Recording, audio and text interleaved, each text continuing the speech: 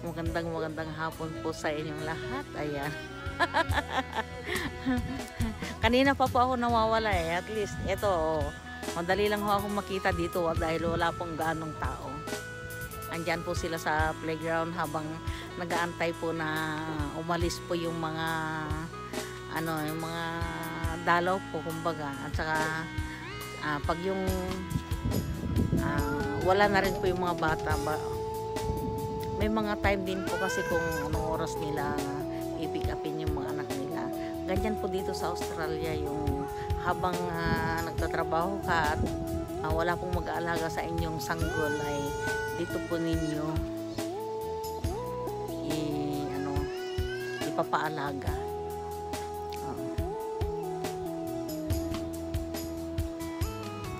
Kaya lang sabi ko po sa anak ko kung ganyan lang din naman na sa isang tao na nagbabantay sa isang bata ay apat na bata rin ho ang hawak siguro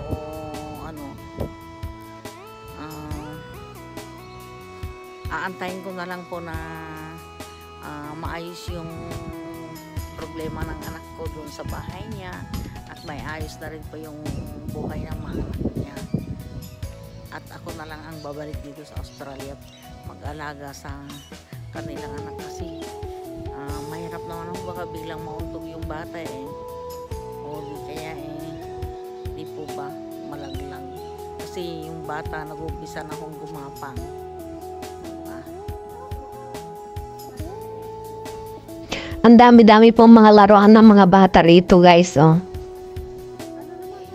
Abalang-abala po ko sa panonood ng Miss Rachel habang kami po ay nasa biyahe.